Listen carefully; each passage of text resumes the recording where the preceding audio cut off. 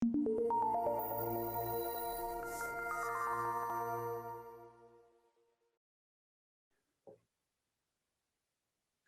and good afternoon. Thank you for joining us for another episode of the Jane Irrigation Training Series. I'm Richard Rastusha, Vice President of Water Management Solutions for Jane Irrigation. And today we're breaking out of the box a little bit. And as we've added to our irrigation series segments, we've branched out to a little bit on how to run your business as well, or how to be a better business person. And today we're going to take a look at understanding cybersecurity threats and what you can do about them. Now, the reason we're focusing on this is twofold. One, we just see these threats or people attacking websites or whatever mode of internet business you're operating.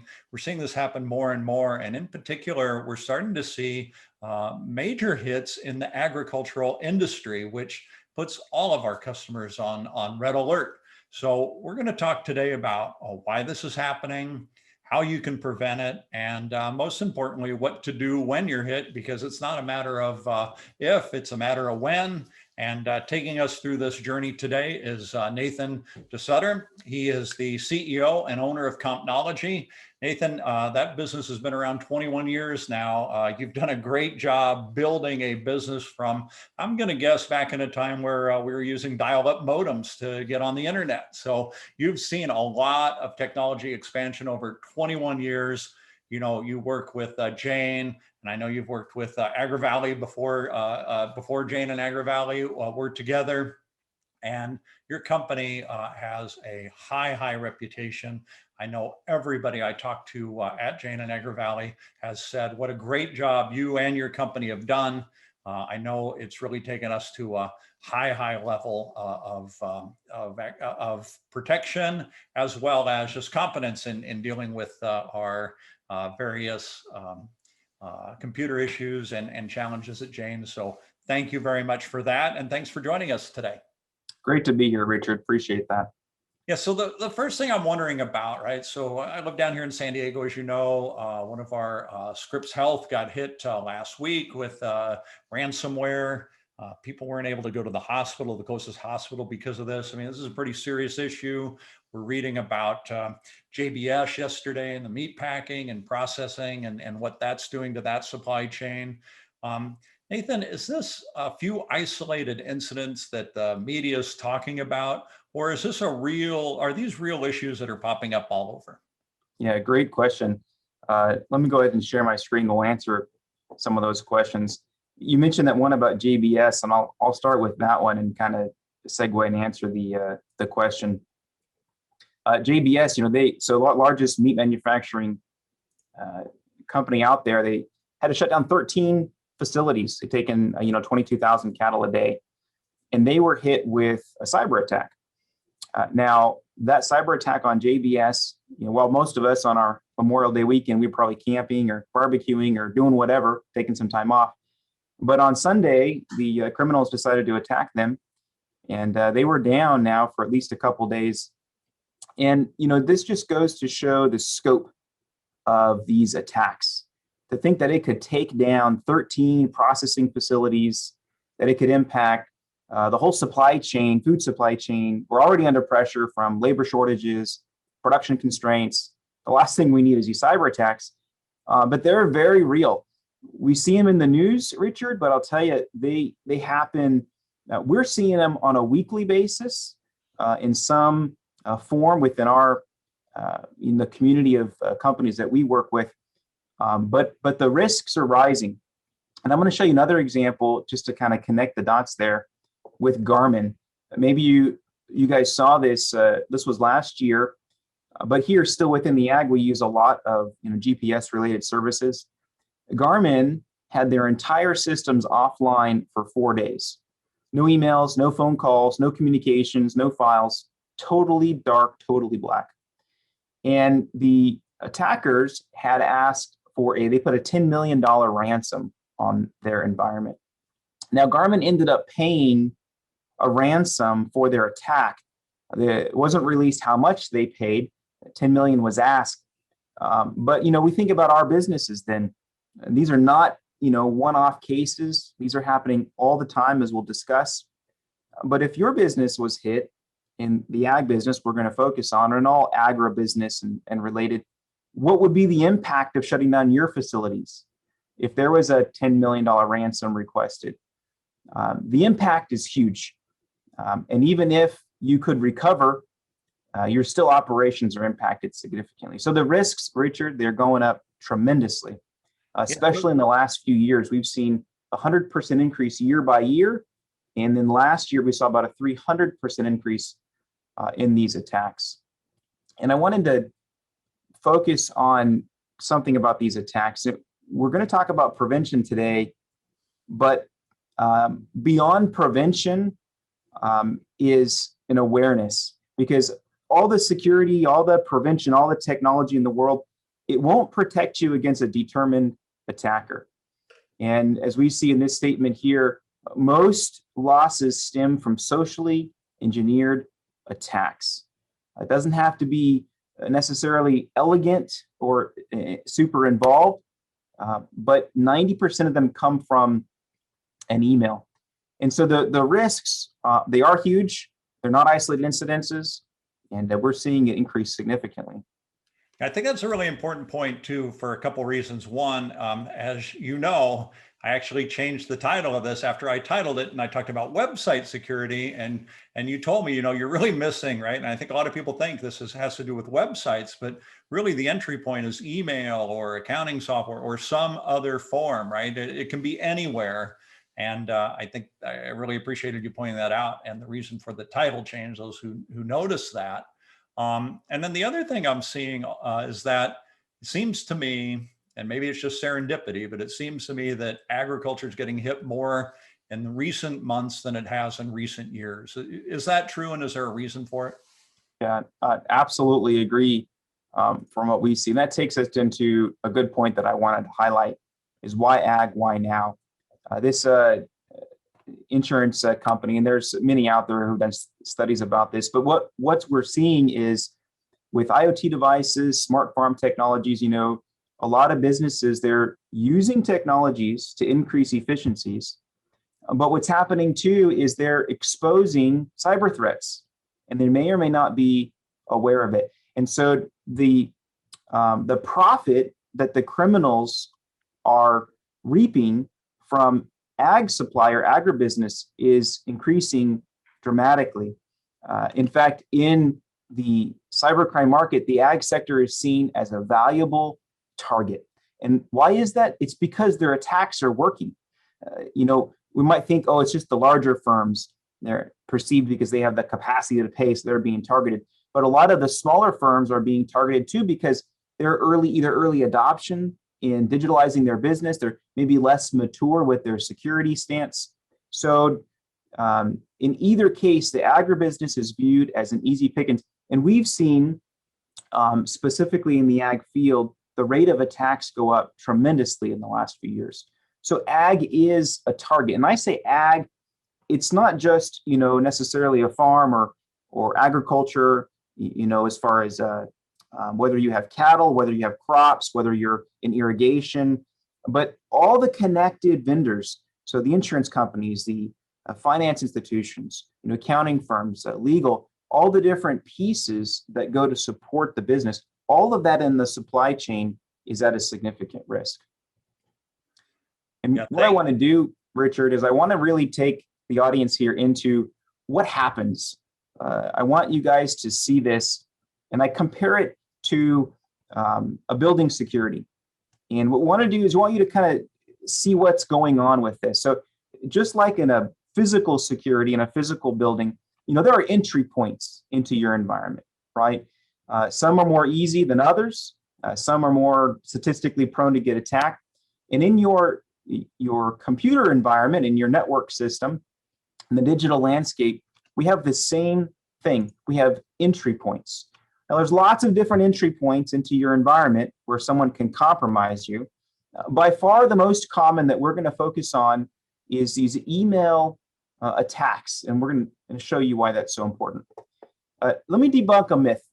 I'm going to debunk this myth about a firewall. We hear people say, I got a firewall, I'm good.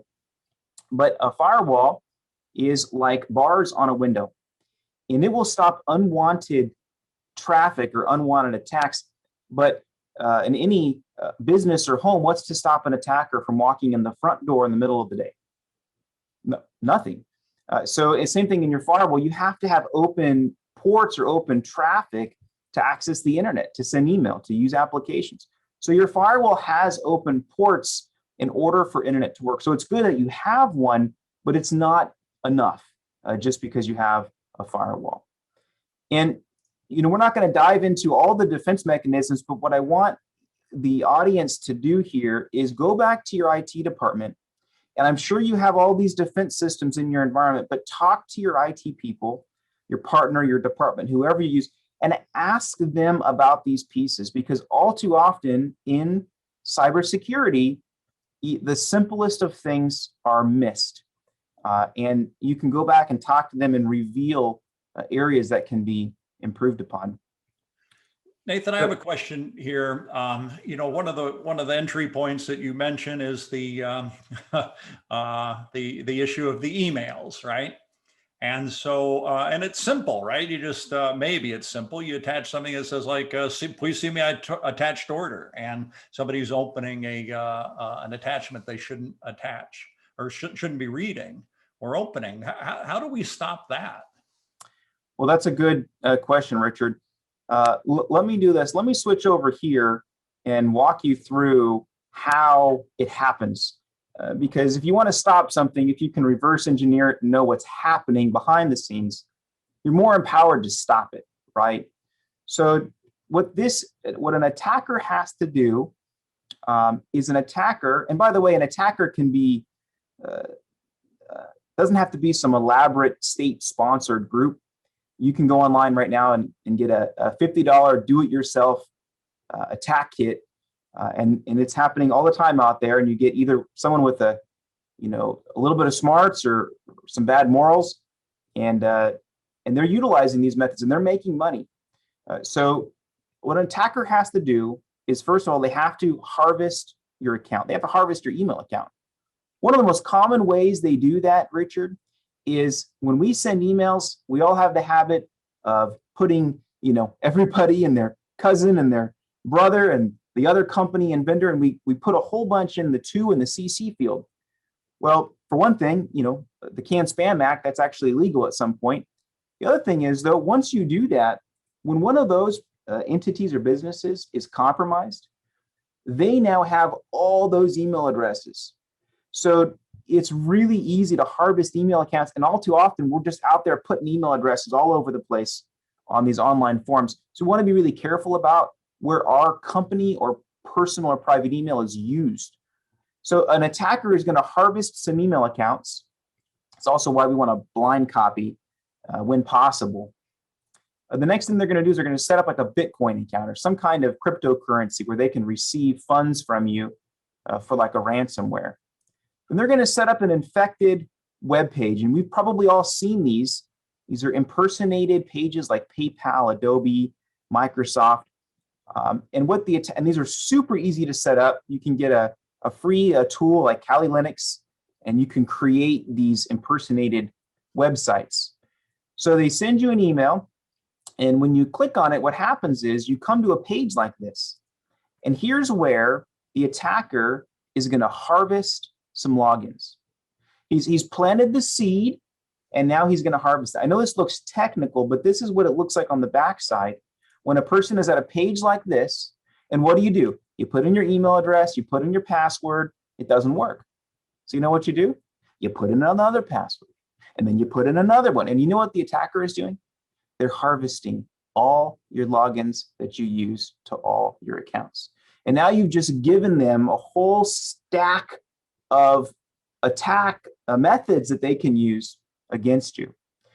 Now, most of the time, for a long time, the attacker is going to do that. They're going to harvest it.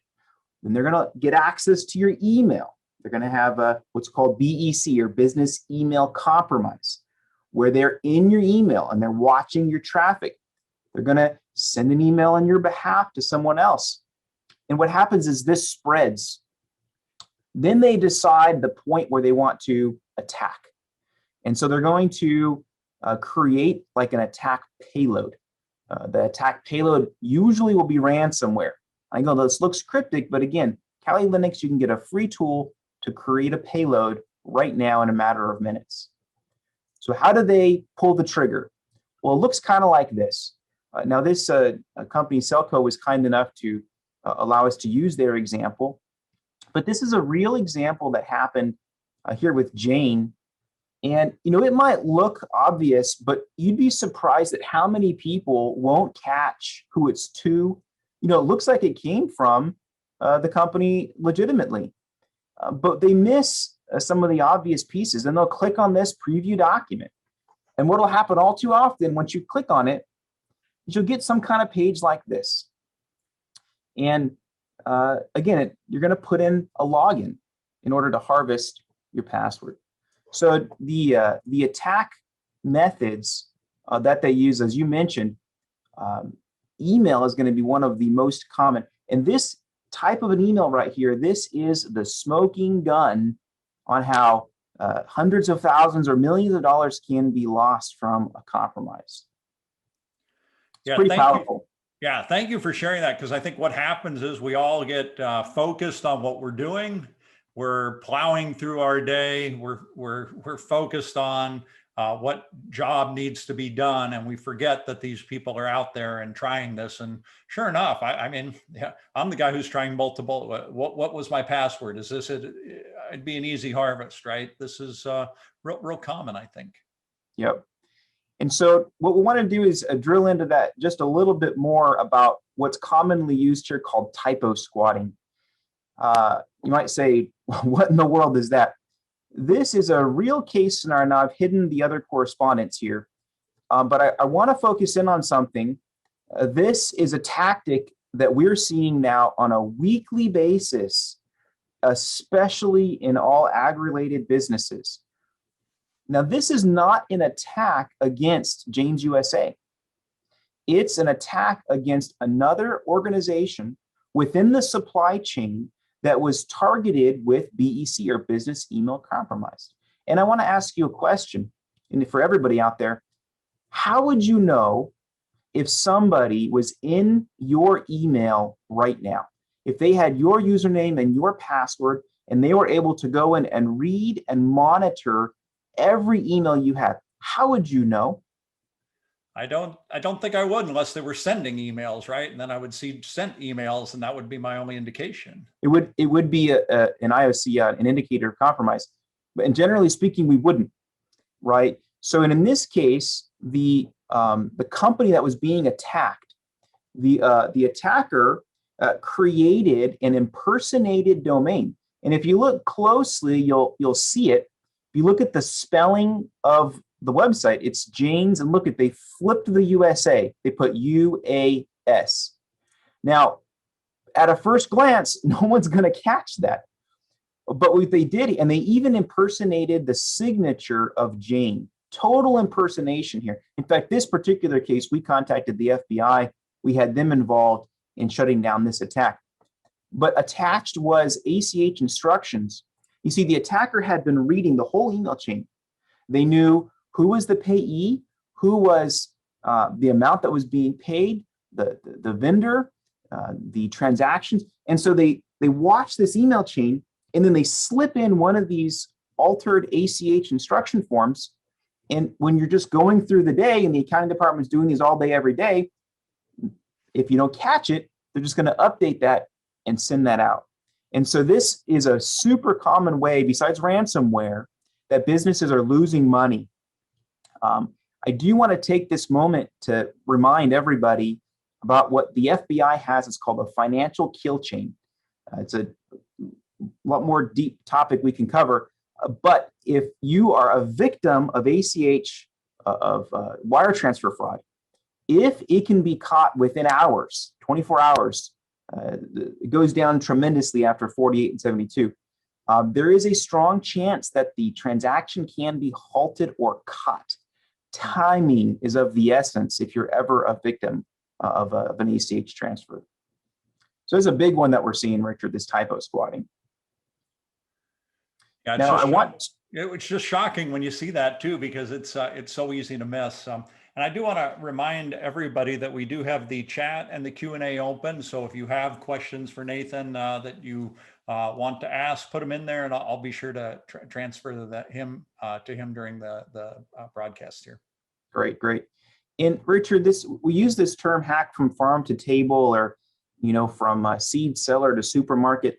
But you really got to think about now with a case like this, once they're in your email, once they're monitoring all your traffic, they know your entire supply chain. They know who you're buying from. They know who you're selling to. They know your email chain. They know your signatures. They know how you communicate, how often you make payments. They know everything about you. So they didn't just target those other entities. When they've gotten all the information they could possibly get out of you, then they drop their payload, either through an ACH transfer or a ransomware. Once they've got everything they can get out of you, then they go to all the other companies that they've absorbed. And that's why we really want to highlight the power of being protected within the chain, right? With everybody that's on here today, if you're affected, we can be affected. The more that we help each other, the more that all of us are secure, the better that we all win. It's one of the reasons why I'm here today, is because we all can gain, or we all can win, when we all work to combat this and be aware of and share, right? Respond back. Hey, something looks fishy, something looks off. So really big on that supply chain. What you want to do is treat every email like a gun, right? If someone hands you a weapon, a firearm, your first training is you always treat that weapon as if it's fully loaded. Until proven otherwise, you treat it as if there's a bullet in the chamber.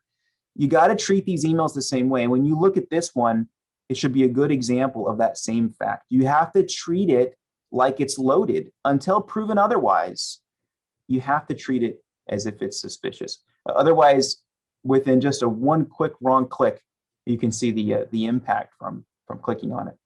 Yeah. And Nathan, I just want to confirm that in this situation, it wasn't that Jane's USA was compromised. It was somebody imitating, or by switching the website address. That was the issue. Absolutely, yeah. And we use this example. I think we did mention that, but yeah. So Jane was not compromised here at all. But one of the other businesses within the supply chain, they were targeted. And because Jane is involved with business, as you know, we're all connected one way or another, right? Doing business with each other, especially in the ag supply chain. And the company that was targeted here, I'm hiding who that was. They were targeted in the same exact fashion from many other people within the supply chain. We just happened to be aware of it because this information was shared back to us. So it wasn't an attack on Jane. It just so happens it was an attack within the supply chain. Right, and that's why we talk about the power of the supply chain. Great, thank you. What we want to do is talk about the power of a password. So when you can see the effect that these attacks can have, we think about how in the world do these happen. We talked about the payload, but we want to highlight the power of a password. A password is like your keys. Okay, if I have your keys and your alarm code, what's to stop me from going in your business, your office, your home, anytime I want? And again, how would you know, right? It's the same with a password. When someone has a password to, and in farming now, there are so many more devices and accounts, whether it's precision irrigation, smart irrigation, temperature controllers for the cattle, or sensors. There's just so many pieces now happening within ag. And all these things have some kind of login. And all too often, when you're trying to make something work, they have this concept, it's plug and play. Well, you plug it in, and usually what happens is people play with it until they make it work. And one of the first things to go is security. And it's the last thing to ever circle back and get set up. So when it comes to your password, again, we could talk in depth about it, but one takeaway is keep your password separate for your key accounts, like your financial institutions, your corporate email. Don't reuse those passwords for other accounts, because those other accounts, they will be compromised at some point. As mentioned, no matter if, it's a matter of when. And when they get that password, they're going to have access now to your email. Once they have access to your email, they got the whole bucket, right? Because they can do password resets. They see all your communication. So that's why you want to protect your email so much. And the password is one of the primary ways. I know it seems simple, but it is powerful on how you can protect yourself. So Nathan, help us out here. I know one thing's for sure is I know a lot of people, when they get to 8 or 10 or 12 characters, and they get a good one, right? They can remember, they use it everywhere, right? So what are some tips you can give us for setting up passwords that are, very secure and easy to remember, or maybe there's another technique to remembering them? Yeah, some of the things and some of it is in the don't category. Don't ever use a word. Some people will use like a date or a word. From an attack standpoint, those are going to be some of the first things that are attacked, is using a word or some kind of important date in that person, whether their employment date, their hired, their birth date, or some. We see that all too often, that people will use those kinds of things in the password. One suggestion in a password is use a phrase and just use like the first letters in a phrase. Like I love my daughter Madison. ILMD. What happens is you can really quickly create what might seem like a cryptic password, but you know what it is because you can type it. And muscle memory is important as well when you type passwords. When you think of a password, your password only needs to outlive you. For a financial institution, you can create a long, lengthy one. But if you have a password that gets to where it survives 2 centuries, it doesn't matter. So one of the key things is keep a couple separate. And what you can do if you forget them until you have some muscle memory, write it down and put it in your wallet. Don't put it on your monitor. Don't put it on your desk. Put it in your wallet. Have a few passwords and just keep some segregation of those accounts. There's so much to that point, but that's a couple of quick tips. So Nathan, is there some password keeper software? We've got a question coming in from our audience that you recommend. This person saying, I've got 20 passwords to remember. It's hard to remember all of them. Yeah, I'll tell you what, I'd be happy to communicate directly, maybe even offline. I'll share my contact information, and I can share some of those that might be good tools. Once you use a password manager, you do have the risk of that password manager being compromised. So there are some good, strong tools out there that work. But again, there's some more details on that. I'd be happy to cover that maybe directly one-on-one. Some case-by-case questions. Yeah, that'd be great. Thank you. Now, one of the topics we wanted to cover, Richard, was if you get attacked. And I'll tell you, the things we've discussed, there's 10 webinars on each one of those topics on really understanding what happens. But we want to cover this piece about if you get attacked, what do you do? One of the key things is knowing early. Don't ignore the signs. There's these things called indicators of compromise. You mentioned it, right? Things in your sent items. Your computer acts weird. It's kind of funky. It's slow. There's pop-ups. Things don't seem right. Don't ignore those indicators of compromise. Emails look like they're being read. Things are showing up in different folders that they shouldn't. These are all indicators that something isn't right. And when there is some kind of threat or risk, you gotta communicate. Communicate with your team, with your IT department, your IT partner. The earlier you can identify a threat and catch it, the smaller the compromise will be. Sometimes you can catch a threat and shut it off before the attacker has an opportunity to, pull the trigger or do the dirty work. Now, other times they've already done it, but you can catch it before the spread is too wide. So the earlier you can communicate, the better.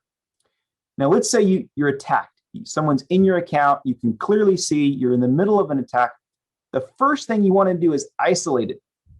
And usually you isolate it, the breach, by changing your password. Again, that password is the keys to the kingdom. Use a computer that you can trust that's not affected and change that password of whatever account was compromised. Contact your IT department. Work with them to change the password. And now you got to think, Richard, where else have I used that password? Because everywhere else you've used that password is compromised. The right thing to do is to change a password to anything you've used on that computer. It might seem elaborate, but the attacker, once they've gotten stuff out of you, they're going to wait till the next convenient time. So to take the opportunity to change the passwords. And if the infection is really bad, if you're really infected, you got to isolate it completely. Disable it, shut it down, turn it off, turn the user account off, shut the computer. You got to stop the spread, right? Super important. Sometimes, think about if you can, what do you want to shut down? 1 or 2 computers or your entire company? A lot of these people that we see shut down, the Colonial Pipeline, I don't know if in Florida they had a huge attack where their water system was compromised, with this JBS. A lot of these attacks, had they isolated it, it wouldn't have gotten so broad. Of course, we want to eradicate, that might seem obvious, but one of the things you can do, and this is something that anybody can do, is you can go review the sign-ins, review the logins, because sometimes you think you're clean. Richard, we had a case where a gal had clicked on an email, infected a system. In fact, she infected a server, a bunch of files. So this whole thing kicked in, its whole incident response plan was isolated, it was cleaned, it was all good and cared for. They were down for a couple of days. Long story short, we released the system back, and would you believe that within a couple hours she repeated it? What happened was she had logged into a personal email account, and she had clicked on one of those links that had the payload. So the whole thing repeated itself. So you really want to make sure that you've identified what the cause was and you've cleaned it so that it doesn't get repeated, right? That's a really good point. I like your point too about, identify it early, because I think oftentimes, I would be embarrassed, right? Oh man, I did this to my company. I want to ignore it. I don't want to really alert people. I want it to go away, but you're not going to be able to stop it that way, right? And in fact, you're making it worse by every second you delay. So really early alert will be something that you'll be remembered for in a positive way. Absolutely, because I think everybody, especially in this field now, is realizing, and if they're not, let this be a little wake-up call, but it's the attack's going to happen, and you really have to take it from the standpoint that you're already compromised, that the fact that someone could already be in someone's email. So then, what do? Well, you got to communicate, right? You got to communicate with your vendors, your partners. You don't have to spill the beans if you can control how you communicate that, but you got to let them know, because there's a good chance they could be in their environment. And again, within the supply chain, that's the kind of thing that's happening. It's spreading to all the different people in the ag supply chain, and it's being hit real hard. Yeah, so we have another question coming in from one of our audience members, and they want to say, do you need to create regular backups of online programs such as QuickBooks Online or Microsoft SharePoint? Is that a question? So good question. The 3-2-1 a backup, right? I didn't include that slide here. It's really another presentation, but it's a good question. The 3-2-1 a backup is always 3 copies of your data on at least 2 different media, and at least 1 offsite and cold. Now, something like SharePoint, great technology. You have versions of the file. But what happens if every version of the file is either purged or compromised? Do you have a second copy of that data? So these online tools like Dropbox, OneDrive, SharePoint, these sources, when they have versioning, it's not backup. You don't have an offline cold copy. We had a client that, company we worked with many years ago, and they ended up getting compromised. And the first thing the attacker did was he logged in and deleted all the backups, purged all the copies of all the files, and then dropped their payload. So Office 365, Dropbox, all these tools, backup is not embedded. Backup is a separate piece that you want to investigate. Same with your QuickBooks file. Yeah, what happens if it got compromised? It's good to download a copy and have an offline copy. And there's a lot of ways to accomplish that, but you want an offline cold copy of your data. Okay, great. Yeah, Richard, when you see these guys pay the ransom, police departments, hospitals, no matter which company it is, when they pay the ransom, there's only one reason they paid. They don't have backup, or they can't access it, or they can't restore it, or they can't do it very quickly.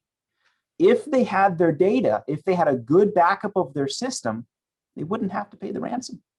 So that's a huge eye opener, and really in security now, in the cybersecurity stage, backup and what you do afterward is as important as how you prevent it. It's like that last point there.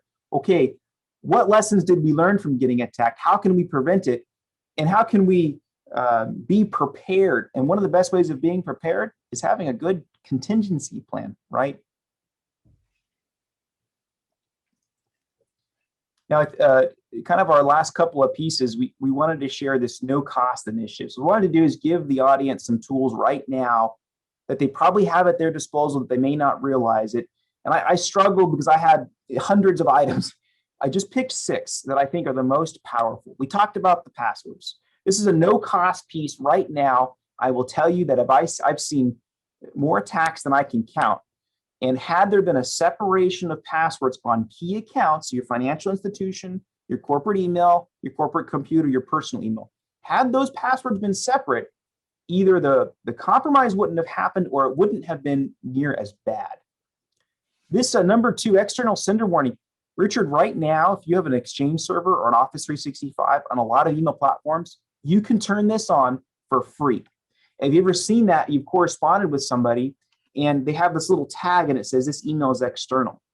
Well, that can be really powerful. Like the example we saw earlier, that typo squatting, that flag could have popped up depending on how it was turned on. So that external sender warning can be a really powerful, no-cost item that businesses can do right now. Number 3 is this mouse over links. So when you have an email, you can put your mouse over the link. Don't click it. Clicking it is pulling the trigger. But you can put your mouse over the link, which is the same as checking the chamber and seeing where that link goes. And most of the time, you can identify it's a bad location.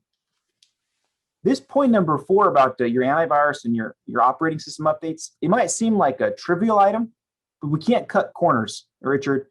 These methods are still being used as an attack vector, and people have the stuff right now. They have the tools. You just got to make sure it's being updated.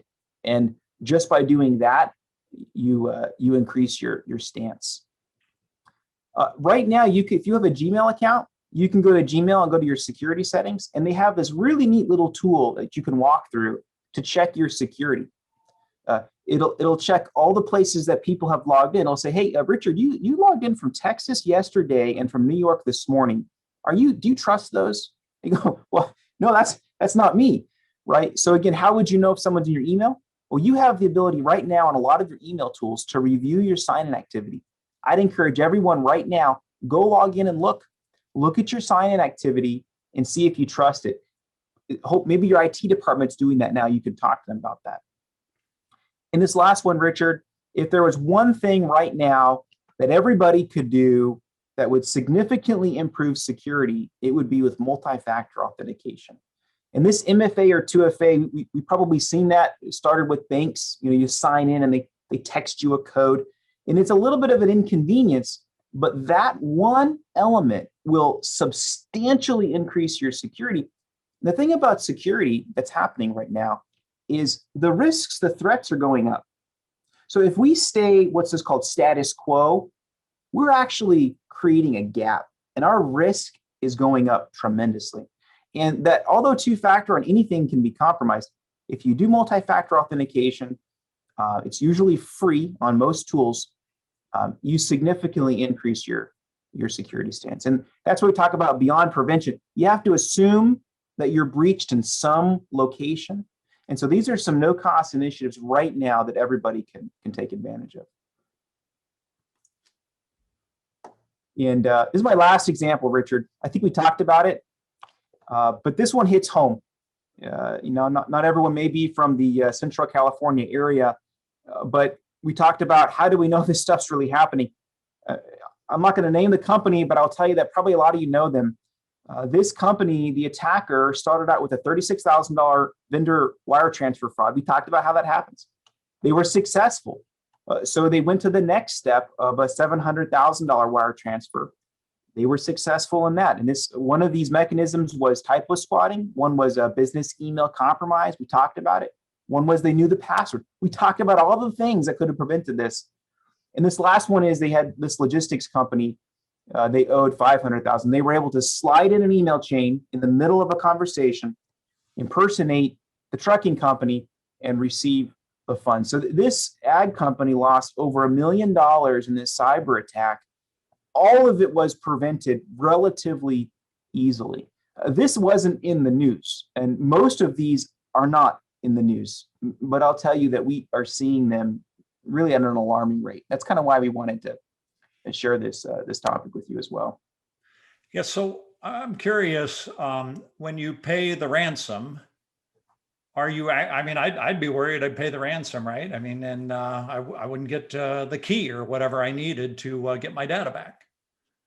And that's really common. A lot of people, these attackers go in, they drop their ransomware, they open up an account to receive funds. It's only open for a few days. If you try paying it after the fact, they may receive your money, but they may not give you a decryption key. The decryption key may not work. It may only fix some of your data, and it may not get your system back up. So there's no guarantee in paying the ransom. And Richard, if people wouldn't pay the ransom, we wouldn't have ransomware because it wouldn't work. The fact is, it's working. So yeah, we've covered some great ways that companies can prepare themselves. And that's really the point. This is my last piece here, is preparing for, responding to, recovering from. All those pieces have got to be a part of your business continuity plan. And the risks are only increasing in the ag field. So if you take a moment and really give this some time that it deserves in your organization, in so many ways, you will have a competitive advantage. When another person in the supply chain, or maybe a competitor, we're all being targeted. When they go down, the impact to them, either directly financially or operationally, is going to affect their business. And by you as an organization preparing for these things, you can have quite the competitive advantage over others in the field. So we want to take it very seriously. And I hope that some of this information will allow some of the business, if nothing else, to kind of open their eyes. And I'd be happy to answer any questions, now or after the fact. I even put my contact info there. If anyone has any questions you want to take offline, I'm happy to try to help with that. Yeah, Nathan, that's really generous for you to add that information, and excellent job today. We do have a few questions I did want to take. If you are compromised, you mentioned the FBI earlier, is that the right law enforcement agency to contact? Who should you contact? Yeah, the FBI Cybercrime Division, or IC3, is who you want to work with. There's some local people in that team, but you can file a complaint online at the IC3 org. I can email more information. If you contact the local police department, they're going to fill out a fraud claim, and it's really not going to go anywhere unless there's actual money taken. Has to be over a certain amount, and they have to have enough other people affected in the same way to do anything about it. Otherwise, it doesn't go anywhere. So filing a police claim in many instances doesn't really do a lot. There are cases where it could help, but you work with your IT department. There's also some great companies out there, if you do have an attack, who are designed to help you with that. But the FBI IC3 is where you want to file a complaint with, and they'll work with you as well. Okay, great. Great suggestion. The other question we have is, it sure seems like if I wire money to somebody, right, or pay this ransom, that somebody would be able to track that. It'd be traceable and they would catch the person. Right, yeah. So one of the most common ways is they'll set up a bank account, and most of the time the money will end up going overseas. We've seen this many of times in Europe, Netherlands, France, many countries. They'll wire the transfer, and someone will literally be waiting at the bank to receive that money. They'll walk in, they'll cash out the money, and they'll walk away. Once it goes overseas, the ability to recover the money or trace the person, the ability to do that goes down tremendously. So, and that's why the FBI has this thing called the financial kill chain. If you can catch it within 24 hours, 48 at the most, and go through the steps of the financial kill chain, the FBI has counterparts worldwide where in many cases they can stop it on the other end. So it works both if you don't do anything about it, and it works if you can catch it early enough. Yeah. So listen, such a great job today. I'm, my heart's kind of beating extra fast right now. I'm worried about this, and I think that's a good thing. I think it's probably appropriate that everybody's sense of security here is heightened a little bit, and I know people will be taking action, right after to make sure they're a little bit more secure as a result of this. So yeah, and the whole tactic, it's not a fear tactic; it's an information tactic. We want you to be informed. We're not trying to create any kind of fear or threat. I'm not selling anything. We just want to help people be informed. If you're informed and educated, you can take some practical steps. And then you're not the low-hanging fruit. Don't be the low-hanging fruit. And if you can increase that a little bit, it'll go a long way in your business. Yeah, great point. Again, excellent job. Thank you so much. Very generous for you to put your contact information up here and welcome questions. I hope people will take advantage of that. Thanks to all of you for joining us this afternoon for another segment of the Jane Irrigation Series. As you know, all our segments are on the Jane's USA website /trainings. We're also wherever you like to hear your favorite podcasts. We're there, and you can play these as you're going about your job or site to site. So again, Nathan, thanks so much. Really appreciate it. And thanks all of you for joining. We'll see you on Friday. Thanks.